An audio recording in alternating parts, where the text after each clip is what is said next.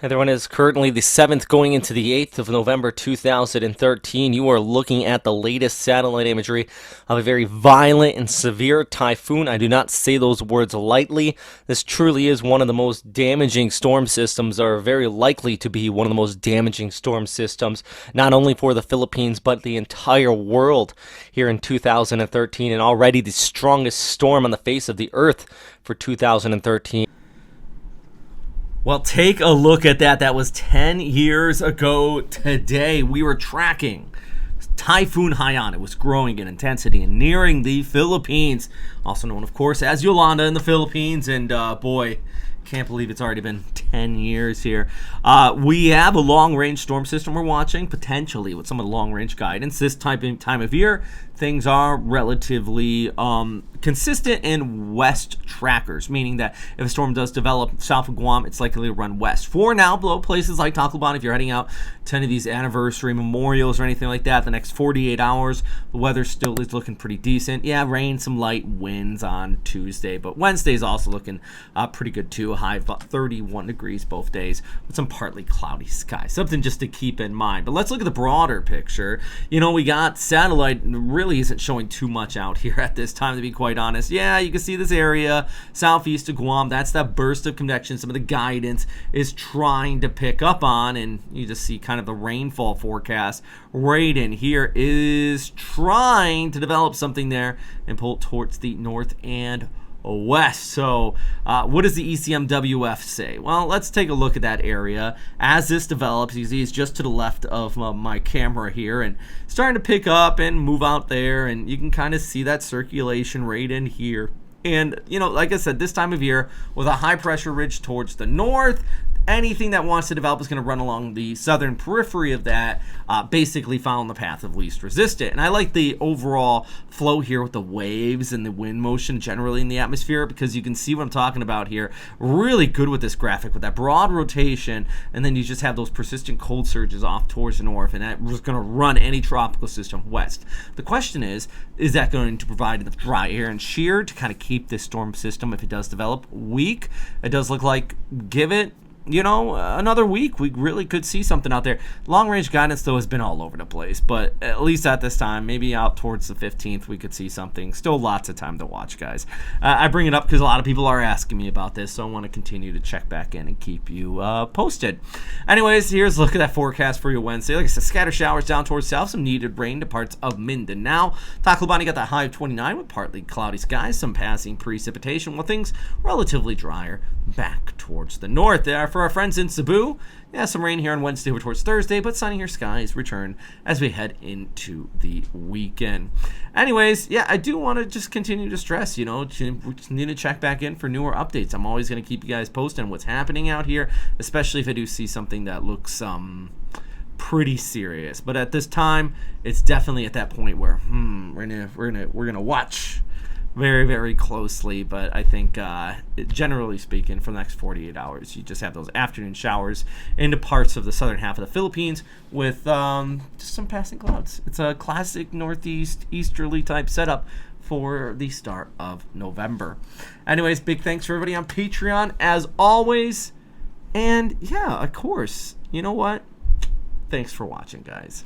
Stay safe out there. Here's a little bit of that throwback again. Everyone, is currently the 7th going into the 8th of November 2013. You are looking at the latest satellite imagery of a very violent and severe typhoon. I do not say those words lightly. This truly is one of the most damaging storm systems, or very likely to be one of the most damaging storm systems, not only for the Philippines, but the entire world here in 2013, and already the strongest storm on the face of the earth for 2013. Pressure right now at 895 HPA, right around that center of circulation in the middle of this eye. I think that if we had recon and hurricane hunters fly in and out of this, which we do not have that opportunity in the Western Pacific, the pressure could be even lower. It's just an incredibly large and dangerous storm system, and the main threat, it is now just continuing to bear down here on Visayas in the central Philippines. And it's not just the eastern seaboards that want to watch this very closely throughout the next 24 to 48 hours. It's all of the Philippines. This is just a massive and large storm system. And thankfully, Pagasa has come around. They're starting to issue warnings, and they very rarely issue signal force number 4. I think this is only the third time I've seen it in the last few years, and numerous provinces under signal force number 4, number 3, all of Visayas. Basically, it says none for Visayas for signal force number 1, 30, 60 kilometer per hour winds. That's because they're expecting basically number 3 and number 4 as this does push overhead. And what this means just in general, so for those of you that do not really understand that signal force warning scale, is that it is going to be typhoon strength winds starting tonight through basically Friday evening and the Saturday morning from Samar, Leyte, northern Mindanao here, extending all the way out there towards Palawan. Even Manila, you could be seeing typhoon strength wind gusts. I do think it's going to stay around tropical storm strength, but those winds are going to be getting up there. Also, the storm surge, 5 to 6 meters above the normal tide level. Not to mention, we're talking about heavy rainfall, 500 to 600 millimeters is very well possible with this storm. This is a track from the Joint Typhoon Warning Center. Winds 165 gusting to 200 knots. That is well over 300 kilometers per hour. As far as JTWC, take a look at this, 165 knots. The Saffir-Simpson scale is 137 knots or higher. If there was a category 6, this would be approaching the category 6 level. In category 5 on the Saffir-Simpson scale is catastrophic damage will occur. High percentage of homes are going to be destroyed. That is why experienced storm chasers, and several of them, including James Reynolds, a Westpac weather author, is there ahead of the storm. This is something he does for a living. He's actually gone ahead and said he's a little bit nervous about this one. Actually, complex feelings is what he put, and so the other chasers that are with him as well.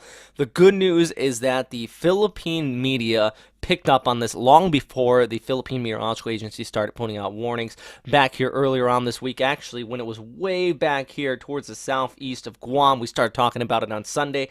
Plenty of time to watch a storm system, and the models have been spot on, and the forecast has been spot on of where this is going to be making landfall. The only downside, it's actually stronger than what we expected, but people have been making preparation. Just an image from Jim Edson from extremestorms.com, who's out there as well. A little bit grainy on this image, but about 170 families inside a church here on Leyte. Another image from ABS-CBN there on Leyte as well, inside a gymnasium. And overall, just thousands and thousands of people have been told to evacuate. To compare this up with BOFA from last year in the bottom right, I know this is not the scale, but you have Leyte here, Leyte there. It's much larger than what BOFA was, and that ended up with 2,000 casualties just prior to landfall, both of these images.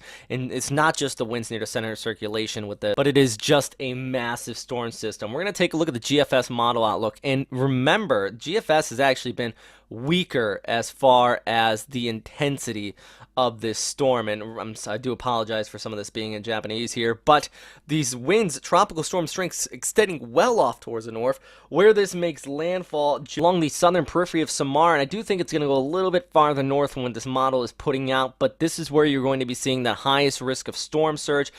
Some areas here at 5 to 6 meters above the normal tide level, like I said. Also into the higher elevations here on Samar and Leyte, that moisture is going to flow onshore, and we're looking at some areas there, and even over towards portions west of these islands, extending out there towards even Cebu, towards the south. You could be seeing 3 to possibly 500 millimeters of rainfall. It's just these hilly areas that rain's going to come down. This is moving rather fast. There is so much moisture in the atmosphere. Mudslides are going to be a high at risk. Storm surge, not just near the eastern seaboard, but also farther towards the west. This is racing about 30 kilometers per hour. So even out there towards San Jose, southern portions of Luzon, you're going to be seeing an increase in the tide. And yes, Manila, I do think we're going to be seeing some tropical storm strength winds out there for you as it pushes there towards the south on Friday night into Saturday morning. Those winds coming in from the east offshore, high waves out here as well, and also in northern Palawan. So as we showed earlier, everybody is under some sort of signal force warning today.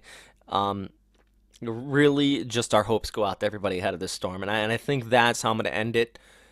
Please leave questions and comments down in the comment section down there below. One other thing is, please do go check the webpage if you're watching this on YouTube. I'm getting a lot of people asking me where they can get information. Well, we have the webpage, the Tropical Information Center. All the tracks are there and all numerous updates, not just from me, but numerous Western Pacific weather authors as well. And also in the early morning hours here on Friday, we're doing a live webcast, so stay tuned for that. You can check informational updates on Facebook and Twitter at Westpac Weather.